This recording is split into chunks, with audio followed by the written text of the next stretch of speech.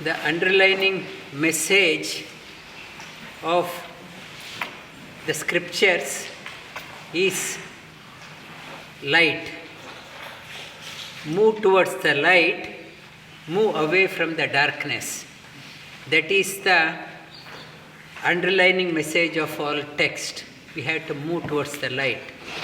Light means fearlessness. Darkness means confusion, ignorance. Light means freedom. Darkness means bondage. Light means happiness and joy. Darkness means sorrow, suffering within. The underlining message, you have to move towards the light. That is what we chanted at the beginning, the peace mantra. Asatoma sadgamaya, tamasoma jyotirgamaya, mrityorma amritangamaya. That ignorance to light, darkness to immortality, unreality to reality. That is the light. Light takes us there. It's a Upanishad mantra, and all religious texts, all languages, all religions, its underlining message is that one. Agni means fire. The fire has a property or to illumine. The brightness is there in the fire, and the fire helps in the dispelling the darkness, helps in burning, helps in the cooking. If you want to cook, it's a fire helps, and helps in drying. If you put the cloths out, if the hot day, it helps in drying, it helps in cooking, it helps in burning. This fire is there in our body also. The thumb is an indication of the fire element. The thumb is pointing up now, and for applying the tilak also, they use the thumb, the fire, make the fire be awakened. And when the fire in the body starts decreasing, reducing, this thumb starts coming down. You notice a person who is died, thumb has fallen, like a railway track. When this one put the gate, and they put the gate and up, this fire is glowing. As we are sick, thumb and person dead, it collapses. The fire element, it is shown here. This is a good the thumb. Every day you massage your thumb also. Maybe have a good fire in the body, fire element. And here you can, in the body, I talked about in the navel center. The navel center, it's a seat of Manipura chakra. The Manipura chakra, Agni Tattva, fire is the element. The fire, the digestive fluid, digestive fire, the fire in the belly, we say fire in the belly. Such a extraordinary speaker, there must be a fire in the belly. And fire, able to digest, we need the fire here in the stomach. When the fire in the stomach becomes weak, old age sets in very quickly. It is an invitation for various ailments. If I want to digest things, whatever I have eaten, this is a digester. The fire in the stomach helps in digesting. Sri Krishna talks about in Bhagavad Gita, Aham Vaishvanaro Bhutva Praninam Deham Ashritaha Pranapana Samayukta Pachami Annam Chaturvidam. I am the digestive fire in everyone's stomach. I make the things to get digested. The illumined, the fire, when the fire is illumined in Madhvacharya's biography also is there. somebody invited him to place, and they gave the Kerala style big banana. 400 of that one they gave. He all finished and he asked for more because of the fire.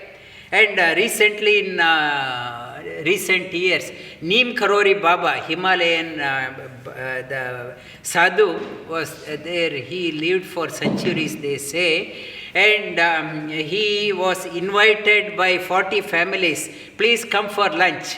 He accepted all. He said he will come to everyone's house.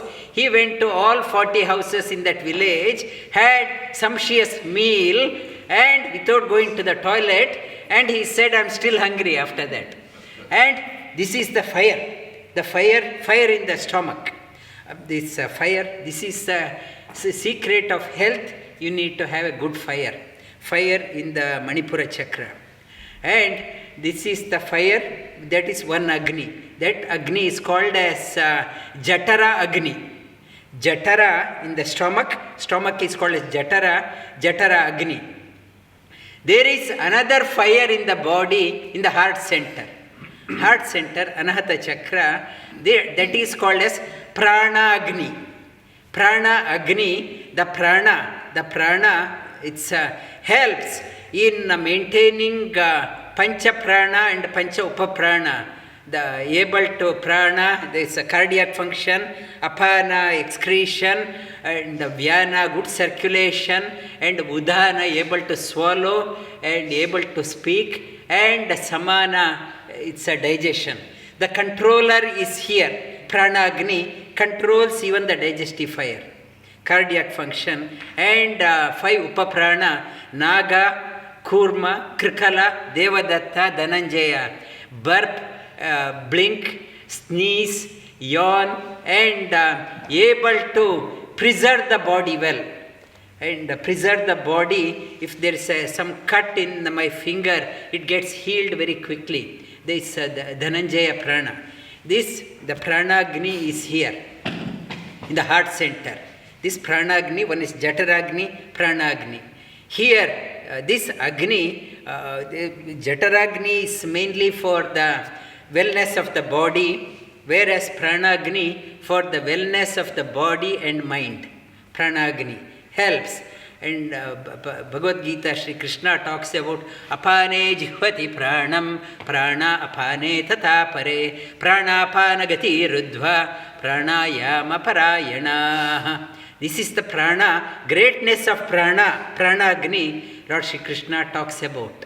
In the knower of the prana, they understand this one.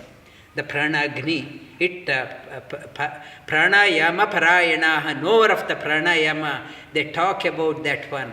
Controlling, unwanted things get eliminated, good things get retained in the body, good distribution happens, circulation happens, illumines our senses.